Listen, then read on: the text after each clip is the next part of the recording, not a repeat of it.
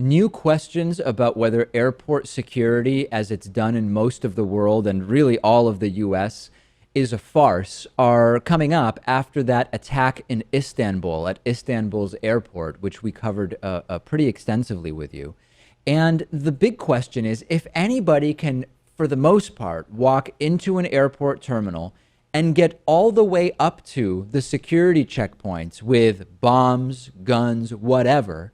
Does it even really matter how strict security is at the security checkpoints? Of course, that has more to do with safety on planes than at the airport.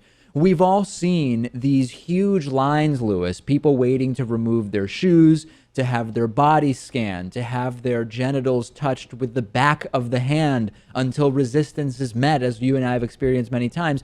If you've experienced that, you probably have also thought, this is a really crowded area and no security has been done. Nothing has been checked up until this point. And we are seeing that taken advantage of. We saw it taken advantage of in Brussels. We saw it taken advantage of to some extent in Istanbul, although we do know that there was a sort of outer barrier that seems to have at least kept one of the suicide bombers in Istanbul maybe slightly further from where it would have been more populated, although we're still looking at sort of exactly where in the airport this happened and how that may have impacted the number of casualties. So it's very easy to get into the airport. Now, with the exception of when I was in Tel Aviv, where 2 or 3 kilometers out from Ben Gurion Airport, we were stopped. I was in a taxi, and the window gets rolled down. The driver says, "Well, I'm just bringing people to the airport. These are the passengers." My window gets rolled down, and it's a pretty extensive set of questions, just looking for inconsistencies, looking for nervousness. They very quickly take a mirror and look underneath the vehicle. The trunk is popped. It all takes probably 2 minutes. But that is not an insignificant experience. It is not an insignificant action in terms of how much additional information you're getting and the possibility that you're drastically going to reduce the successes of such an attack. That's not done in most of the world. And increasingly, there is a focus as to whether we've known that the TSA specifically is mostly security theater. In tests, something like 19 out of 20 banned items, test banned items or decoy banned items got through TSA security. So we know that that is not particularly effective, but is the entire paradigm of no security. Of course, there's cameras and you've got state police often hanging around, but no real checks of individuals up until you're trying to go into the gate area. That entire thing may be quite farcical in nature in terms of its impact on security.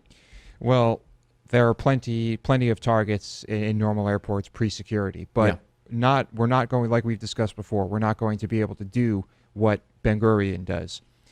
Our airports are too big. There's too much traffic. It would really tie things up. Well, it's a matter of commitment, though, right? I mean, if you said we're going to reduce defense spending and we're going to create a concentric circle, tiered airport security system with properly trained, not the equivalent of sort of fast food workers where you're very, very quickly trained and put out there as TSA is. We're going to have people who are more experienced in actual psychological observations and knowing how to ask questions in a particular way to observe inconsistencies and nervousness, etc.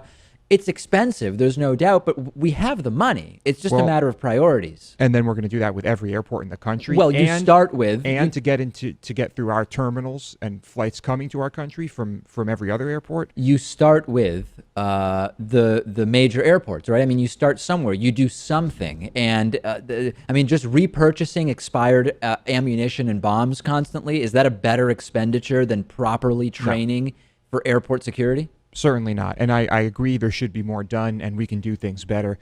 But you still have to have the security we have now because at least to some extent, after a certain point in the airport boarding flight process, you are a bit more secure. We do have to have that. It's not great. We can do way better. But good luck telling Congress to invest in that. We'll take a break. Plenty more after this.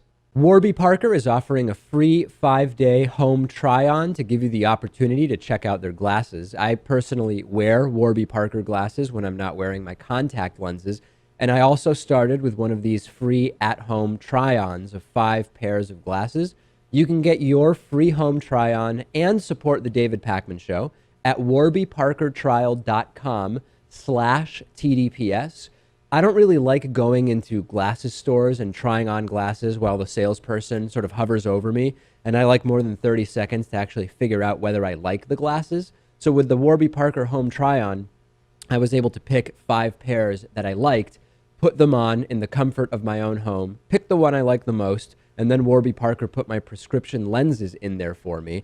A lot of people don't know that the eyeglass industry is controlled by just a few big corporations that keep prices very high, like $300 for prescription glasses high, which is just insane. Warby Parker glasses start at $95. That's what mine cost. And for every pair of glasses sold, Warby Parker distributes a pair of glasses to someone in need.